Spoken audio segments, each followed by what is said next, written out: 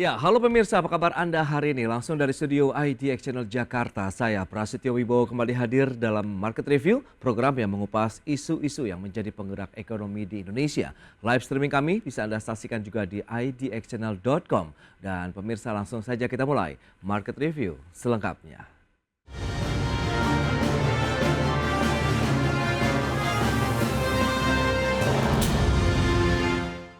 Kalangan ekonom menyoroti target pemerintahan Prabowo Gibran yang menargetkan pertumbuhan ekonomi sebesar 8%. Dan demi mencapai target tersebut, pemerintah diminta serius mengembangkan industri manufaktur sebagai motor penggerak pertumbuhan ekonomi nasional. Ekonom Senior Center of Reform on Economics atau KOR Indonesia, Henry Saparini, menyoroti target pemerintah Presiden Prabowo dan Wakil Presiden Gibran Rakabuming Raka yang akan mengejar pertumbuhan ekonomi nasional sebesar 8%. KOR Indonesia menyebutkan pemerintah harus serius dalam meningkatkan kinerja sektor manufaktur yang terancam mengalami deindustrialisasi. Untuk itu perlu lompatan dari pertumbuhan ekonomi rata-rata 5% dalam 10 tahun terakhir dengan meningkatkan sektor manufaktur. Henry menambahkan, industri manufaktur dinilai memiliki peran penting dalam mendongkrak pertumbuhan ekonomi mulai manufaktur pendukung pariwisata hingga manufaktur pertanian. Selain itu, sejak 20 tahun terakhir kontribusi manufaktur di tanah air cenderung turun, sehingga tidak heran diperlukan kebijakan yang tepat dan aturan yang saling mendukung antar kementerian dan lembaga. Nah, jadi kalau nanti kita melewati ini, kita tidak akan bisa balik lagi. Maka menurut kita, kalau memang mau mendorong pertumbuhan ekonomi, kalau kita dalam jangka pendek tiba-tiba 8%, dengan berbagai kebijakan yang sudah dilakukan selama paling tidak 20 tahun terakhir ini, tidak bisa langsung tiba-tiba 2025 itu kita tumbuh 8%. Tapi kita bisa mulai dengan pertumbuhan di atas rata-rata 5%. Harus ada lompatan, karena semua negara memerlukan lompatan dan mengalami lompatan pertumbuhan tinggi ini dalam beberapa tahun untuk bisa keluar dari middle income trap. Sementara itu terkait susunan kabinet baru, Henry tidak mempermasalahkan keberlanjutan menteri-menteri ekonomi di era Presiden Joko Widodo yang diajak bergabung kembali dalam pemerintahan Prabowo Subianto. Meski demikian, Henry berharap Presiden Prabowo meyakini dan memberikan arahan kepada Kabinet Merah Putih, khususnya tim ekonomi untuk membuat strategi kebijakan yang bisa menggerakkan ekonomi di seluruh wilayah. Dari Jakarta, Adi Firmansyah, IDX Channel. Ya, pemirsa, untuk membahas tema kita kali ini, strategi mengejar target pertumbuhan ekonomi 8%. Kita sudah tersambung melalui Zoom bersama dengan Ibu Henry Saparini, ekonom senior dan juga founder KOR Indonesia. Selamat pagi, Bu Henry. Selamat pagi, Mas. Ya, salam sehat, Ibu. Sehat, alhamdulillah. Baik. Baik, terima kasih Anda masih bersama kami dan langsung saja, ini kalau kita cermati, Bu Henry, pemerintah kita tahu juga sudah membentuk Kabinet Merah Putih. Kemudian ada juga ya tokoh-tokoh lah atau pemimpin dari kementerian sebelumnya yang juga diajak kembali untuk terlibat di pemerintah saat ini. Apa yang bisa kita cermati untuk saat kondisi-kondisi seperti ini? Ya, kalau kita melihat dari sisi tim ekonomi ya, semua tahu bahwa sebagian besar itu dari kabinet Jokowi. Artinya kalau memang Pak Prabowo betul-betul sesuai dengan janjinya akan melakukan berbagai prioritas yang berbeda dengan prioritas Pak Jokowi, artinya tentu Pak Presiden Prabowo tidak mudah. Artinya harus ada upaya untuk merubah paradigma pendekatan yang selama ini digunakan oleh tim ekonomi dari Pak Jokowi kan.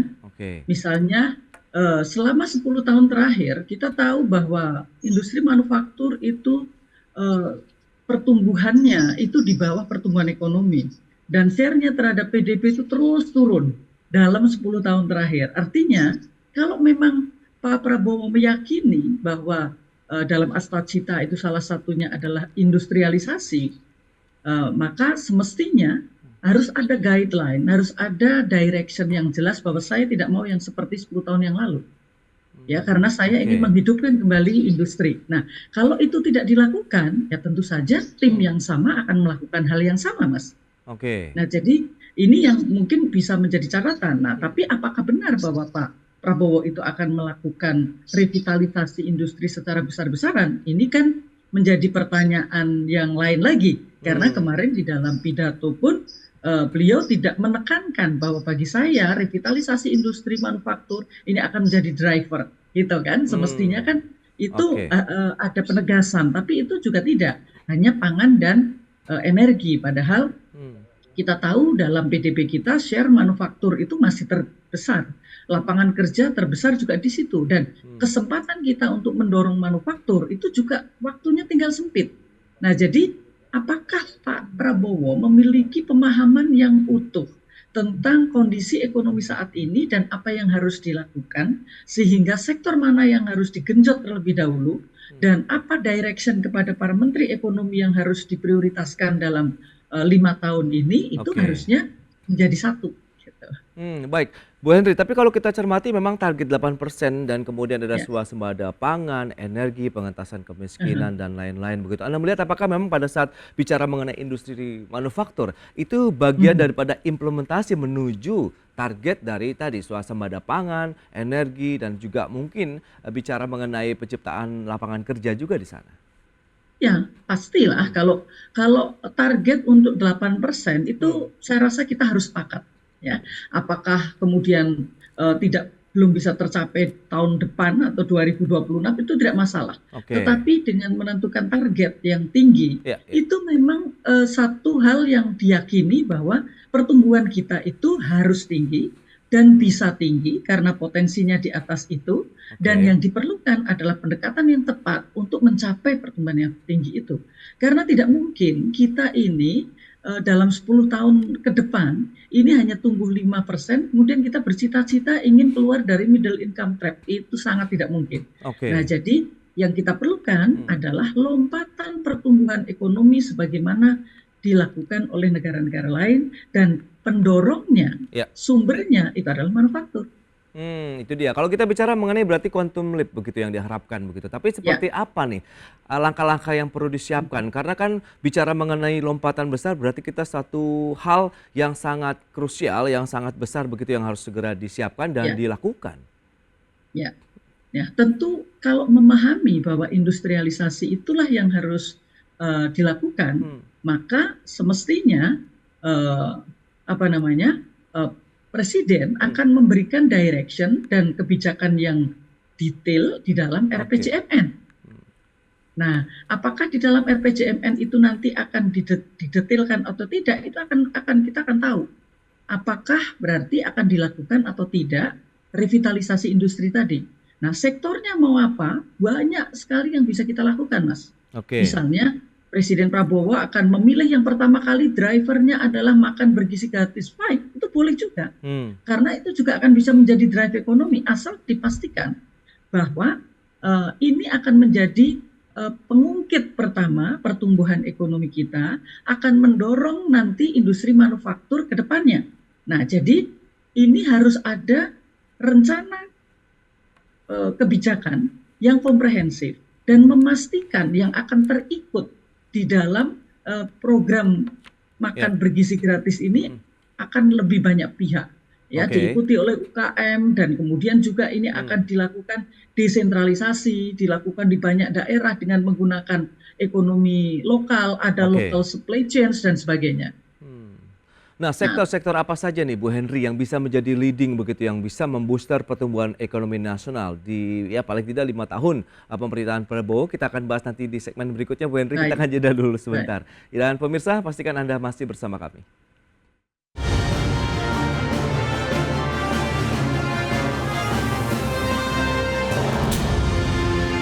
Ya, pemirsa, Kementerian Perindustrian akan mengejar target pertumbuhan ekonomi 8% melalui industri manufaktur, dan salah satu upaya yang dilakukan adalah melalui identifikasi produk yang memiliki keunggulan kompetitif dan juga keunggulan komparatif.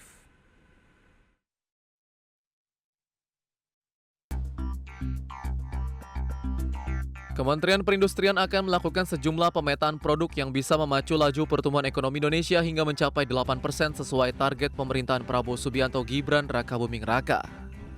Menteri Perindustrian Agus Gumiwang Kartasasmita mengatakan Pihaknya akan melakukan identifikasi produk yang memiliki keunggulan kompetitif dan keunggulan komparatif tertinggi yang bisa mendorong geliat ekonomi nasional. Di mana masing-masing sektor industri di dalam negeri harus bisa memetakan produk-produk yang memiliki potensi tumbuh di atas 8% sehingga bisa memberikan stimulan untuk penguatan sektor tersebut. Tidak hanya itu, Kemenperin juga melakukan pemetaan terhadap sektor yang memiliki biaya produksi tinggi agar pelaku industri melakukan proses produksi yang lebih efisien. Dan melalui identifikasi produk yang memiliki potensi besar ini, dinilai akan turut membantu mewujudkan keinginan Presiden Prabowo untuk mencapai ketahanan energi dan swasembada pangan.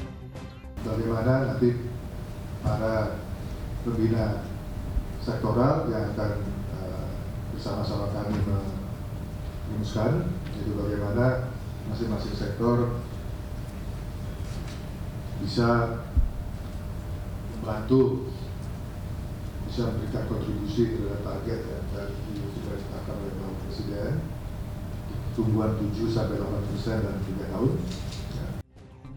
Agus menambahkan pihaknya berkomitmen untuk melaksanakan program hilirisasi yang tidak hanya fokus pada beberapa komoditas saja, namun juga seluruh komoditas yang dapat menciptakan nilai tambah yang pada gilirannya akan menciptakan lapangan pekerjaan.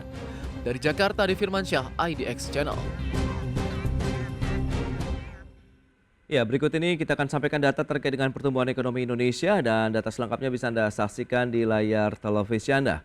Baik, pergerakannya memang kita masih cenderung stagnan begitu ya, di angka 5% begitu dalam beberapa kuartal terakhir di tahun 2024 ini dan juga di tahun 2023. Dan tadi sudah disampaikan Bu Henry, kita perlu lompatan besar sehingga di atas rata-rata 5%. Nah, kalau kita memang sambil menuju begitu ya target 8% untuk pertumbuhan ekonomi nasional. Berikutnya dengan inflasi April sampai dengan September 2024 dan kita tahu deflasi terjadi dalam beberapa bulan terakhir ini juga menjadi salah satu sinyal yang perlu dicermati banyak pihak begitu terkait dengan daya beli masyarakat kah atau memang dari harga yang tidak ada kenaikan di masyarakat. Berikutnya PMI atau PMI Manufaktur Indonesia, Purchasing Manager Index dari sektor manufaktur. Ini juga cenderung turun, sudah meninggalkan level ekspansi dan cenderung memang mengalami kontraksi dalam beberapa bulan terakhir. Dan kita akan lanjutkan kembali perbincangan bersama dengan Ibu Henry Safari ini. Baik, Ibu Henry, kita akan lanjutkan kembali. Ini menarik kalau kita cermati dengan beberapa data. Tadi memang Kemenperin fokus ke dalam industri manufaktur seperti yang juga Kor sampaikan begitu. Anda melihat bagaimana? Apakah memang ini sudah sejalan juga akhirnya nih dengan keinginan pemerintah, pelaku usaha dan juga ekonom tentunya dalam mencermati pertumbuhan ekonomi Indonesia yang ditargetkan 7 sampai dengan 8%. Ini Mas, jadi kita mungkin kalau mau melihat apakah 8% itu mudah atau tidak mudah dicapai dan bagaimana caranya. Kita semestinya juga melakukan evaluasi bukan setahun 2 tahun. Tetapi kita melihat time series kita di mana rata-rata pertumbuhan ekonomi kita itu semakin lama semakin menurun. Dari tadinya kita sampai 7-8%, kemudian 7-6%, kemudian 5-6%, lama-lama tinggal 5%. Artinya ini ada tren pertumbuhan ekonomi yang semakin lama semakin lambat. Artinya kalau kita mau 8% itu adalah pembalikan tren. Nah, pembalikan tren ini baru bisa dilakukan kalau memang kita menggerakkan seluruh sektor ekonomi. Ya. Nah, bagaimana cara menggerakkan sektor ekonomi? Tidak cukup hanya dilakukan oleh Menteri Perindustrian untuk melakukan mana produk-produk yang bisa dilakukan. Karena untuk mendorong sektor-sektor tersebut, revitalisasi industri itu membutuhkan strategi kebijakan yang komprehensif. Ya, yang membutuhkan bagaimana dukungan kebijakan perdagangannya, bagaimana fiskalnya, bagaimana perindustriannya, bagaimana tenaga kerjanya dan seterusnya. Nah, jadi harus ditetapkan yang mana nih yang akan jadi prioritas. Kalau tadi misalnya pemerintah akan memilih diawali dengan pertanian karena hulunya adalah untuk makan bergizi, hilirnya makan bergizi gratis, nggak masalah. Tapi kita tidak hanya sekedar strateginya itu adalah membuat catering untuk anak-anak yang perlu untuk diberikan makan siang. Tetapi ke belakang, siapa yang akan memenuhi untuk paket makan siang tersebut? Nah, inilah yang akan ada industri manufaktur. Ya, jadi yang akan diolah itu apanya dari kegiatan tadi. Misalnya oh ayam dibutuhkan, tapi kemudian untuk menjaga harga ayam harus ada industri pengawetan ayam. Itu kan juga menciptakan lapangan pekerjaan. Oke. Ya, itu yang diperlukan adalah tinggal pemerintah mendukung dengan berbagai kebijakan agar ada industrialisasi, itu baru di ayam. Nanti belum misalnya kita memerlukan cabai seberapa besar, bagaimana agar sekaligus cabai itu juga harganya bisa stabil, maka akan ada industrialisasi untuk pengolahan cabai dan seterusnya, sehingga kecap, kemudian minyak goreng itu juga akan menggunakan seluruh kekuatan ekonomi lokal. Nah, jadi ini yang diperlukan adalah mindset dari presiden dan seluruh timnya, bahwa kita itu harus menggerakkan seluruh ekonomi. Nah, jadi yang kemudian ada pertanyaan, terus bagaimana cara menggerakkannya? Kan sekarang kita banyak produk-produk yang sudah tidak kompetitif. Iya, banyak yang sudah tidak kompetitif karena kebijakan kita tidak pro terhadap produk tersebut. Misalnya tekstil, ya, kemudian aparel dan sebagainya. Kita tidak bisa memulai dari situ. Perlu ada penataan ulang dari kebijakan di sektor tekstil. Tapi banyak sektor-sektor yang kalau kebijakan perdagangannya itu dirubah, mereka bisa kompetitif kok. Gitu. Misalnya kita bicara tentang industri kosmetik. Industri kosmetik itu banyak sekali, yang UKM juga banyak, dan mereka itu marketnya juga besar, tetapi mereka tidak bisa bersaing dengan produk-produk impor yang itu banyak sekali, bahkan yang ilegal. Kenapa pemerintah tidak memanfaatkan kebijakan mereka? Ya, dari kebijakan perdagangan, kebijakan pemastian, bagaimana Balai POM, bagaimana BUMN pemastian dimanfaatkan untuk kita menjaga sebenarnya market kita ini dengan cara yang lebih sophisticated, gitu Mas. Baik, tapi sejauh ini benar tidak sih adanya ancaman deindustrialisasi di Indonesia kalau kita lihat dengan tadi data PMI manufaktur kita yang turun, kemudian ada beberapa industri yang juga ya akhirnya bisa dikatakan memang sudah terjun bebas begitu, apalagi industri padat karya begitu, Bu Henry.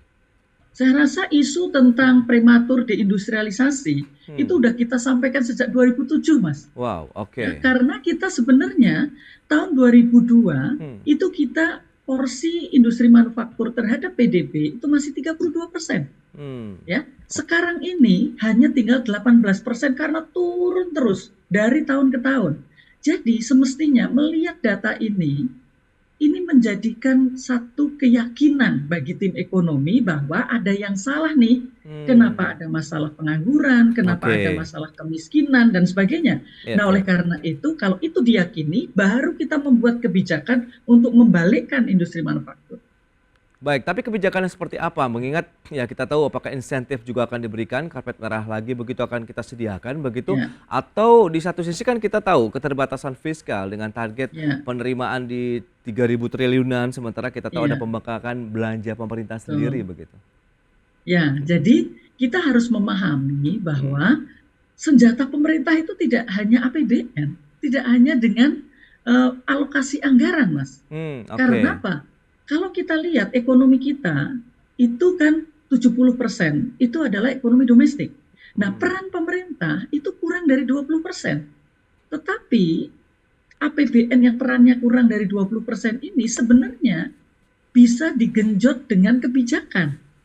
Misalnya tadi merubah kebijakan perdagangan yang tadinya mereka tidak laku. Begitu kebijakan perdagangannya itu dirubah, maka akan ada gerakan permintaan karena tidak kompetitifnya produk-produk impor kan. Jadi tidak perlu menggunakan APBN, tidak perlu mengalokasikan subsidi, tetapi memainkan kebijakan yang itu memiliki kekuatan pemerintah yang unlimited. Nah, apakah menggunakan itu atau kembali seperti 10-15 tahun terakhir ini yang justru pada hari ini ikut meresmikan industri, tetapi bulan kemudian selanjutnya justru membuka keran untuk impor tanpa ada kebijakan kuota, tanpa ada kebijakan tarif. Kalau itu kemudian dilanjutkan lagi, ya lupakan kita untuk membangun industri manufaktur. Karena bukan mencari-cari ya, karena kita kan semakin sulit mencari peluang.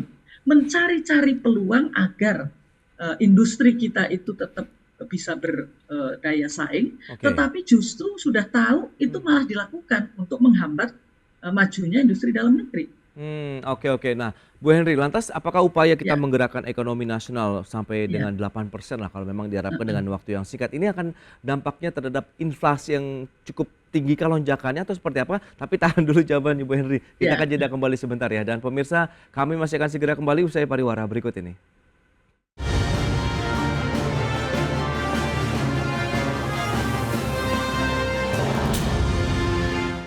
Semakin menarik perbincangan kita bersama dengan Ibu Henry Saparini. Beliau adalah ekonom senior dan juga founder dari Core Indonesia. Baik Bu Henry, ini menarik kalau kita cermati begitu. Ada kekhawatiran begitu bahwa upaya menggerakkan ekonomi nasional dengan cepat lah kalau kita bisa katakan begitu booster menuju 8% ini akan berdampak terhadap lonjakan inflasi sendiri. Nah, ini bagaimana Anda melihatnya?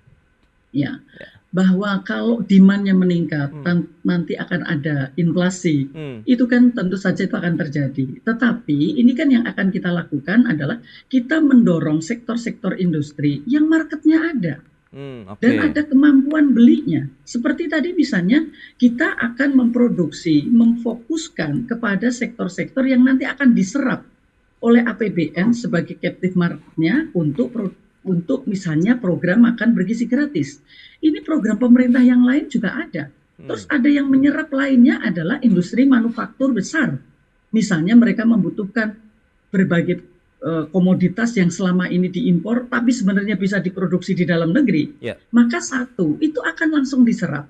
Yang kedua, ini karena para karyawan yang bekerja di sektor tersebut juga ada additional income.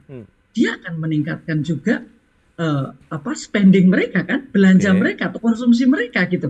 Jadi kita tidak bisa hanya sekedar kita menggenjot produksi nanti biayanya menjadi tinggi, kita kan tergantung apa yang kita lakukan. Maka yang di awal tadi kita diskusikan adalah perlu kebijakan yang komprehensif. Ya, jadi kebijakan yang bisa memastikan bahwa pertumbuhan yang tinggi ini terjaga dari berbagai sisinya gitu. Jadi ini harus menjadi direction dari presiden, termasuk bahwa ini kita akan mendorong sektor-sektor dan kemudian ini akan mendorong spending masyarakat dan tidak justru meningkatkan inflasi semata gitu Mas. Nah jadi ini harus ada, makanya ada direction, ada guideline-nya, kemudian juga ada detailnya di dalam RPJMN. Maka yakinlah Pak Prabowo bahwa ekonomi kita itu sebenarnya ekonomi yang didorong oleh domestik. Bahwa ekonomi internasional itu silahkan dimainkan. Tetapi itu adalah untuk meyakinkan bahwa ekonomi kita akan bergerak. Bukan sebaliknya selama 10 tahun terakhir ini kita menggenjot FTA besar-besaran. Tapi tidak berdampak kepada ekspor, tidak berdampak kepada investasi. Ah, itu dia. Kalau kita bicara mengenai kebijakan yang komprehensif begitu, apakah lagi ya kita tahu tim ekonominya ini tidak jauh berbeda dengan tim pemerintahan sebelumnya begitu. Akan lebih mudahkah? Akan lebih lagi kita semakin solid atau tantangan lain justru muncul? Ya, tentu kalau kita bicara tim itu sesuatu yang sudah dipilih oleh presiden.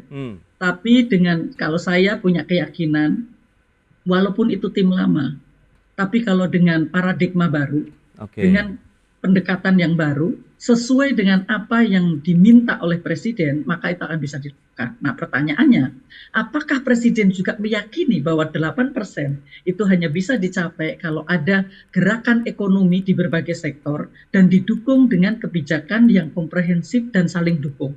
Harmonisasi kebijakan dan sebagainya, ini kan harus dilakukan. Yang itu lemah terbukti dari industri manufaktur kita yang mengalami deindustrialisasi dari tahun 2000-an sampai hari ini. Nah, jadi itu kan sudah fakta. Nah, jadi itulah yang menurut saya yang menjadi PR besarnya. Kita tetap optimis asal ada jalan baru untuk menuju 8%. Bertahap atau kita bisa langsung lari kencang menurut Ibu kalau memang kita mengejar target 8% kemudian sambil menyiapkan juga nih industrinya. Dan lantas bagaimana dengan industri yang tertinggal begitu? Secara realistis ya, ini karena yang membuat kebijakan adalah birokrasi dan kita tahu birokrasi kita ada perubahan yang sangat signifikan dengan banyaknya kementerian baru dan pemecahan kementerian, tentu itu akan memerlukan waktu. Nah, jadi ini pekerjaan semakin berat. Maka yang bisa dilakukan adalah percepatan di dalam penyelesaian masalah administrasi karena tidak mungkin membuat kebijakan kalau kementeriannya belum beres secara administrasi. Nah, selain itu juga merencanakan strategi kebijakan secara lebih detail. Maka setelah administrasi selesai ini baru akan bisa berjalan kencang. Nah, kalau itu tidak dilakukan ya kita akan kehilangan mungkin 6 bulan, mungkin 1 tahun kita berkutat kepada menyelesaikan masalah administrasi dan juga struktur di dalam setiap kementerian. Setelah itu baru akan menyusun kebijakan. Nah, itu kita hilang waktu, Mas. Itu dia. Optimisme Anda sendiri, Bu, bagaimana Anda melihat proyeksi 8% ini? Saya tetap optimis ya. Kalau 8% itu harus dicapai, itu harus diupayakan, tapi syaratnya banyak. Nah, jadi kalau saya ditanya optimis nggak, saya balik bertanya, apakah mau merubah strategi kebijakan atau tidak? Kalau tetap seperti yang terjadi kemarin, saya tidak akan optimis. Tetapi kalau ada kemauan untuk menggerakkan semua, masyarakat itu punya kemampuan untuk mendorong ekonomi, Mas. Walaupun mereka UMKM, walaupun mereka itu usaha yang di sektor tanpa teknologi tinggi, mereka bisa menggerakkan ekonomi. Jadi beri kesempatan semuanya untuk bisa bergerak. Nah, pemerintah tinggal memainkan kebijakannya untuk memastikan itu. Ya, berarti semua lini begitu ya, bidang ekonomi kita bergerak dari bawah sampai atas sehingga ya benar-benar menjadi roda perekonomian yang berputar terus ya sambil menuju pertumbuhan ekonomi kita ke 8% begitu, meskipun memang membutuhkan waktu juga begitu. Baik, Bu Henry, sayang sekali waktu terbatas. Terima kasih banyak ini atas waktu sharing yang sudah Anda sampaikan kepada pemirsa. Optimisme masih tetap terus kita gaungkan begitu, tapi tetap dengan strategi-strategi baru yang lebih inovatif begitu ya. Selamat melanjutkan aktivitas Anda kembali. Salam sehat, Bu Henry. Terima kasih. Terima kasih, Mas. Terima kasih.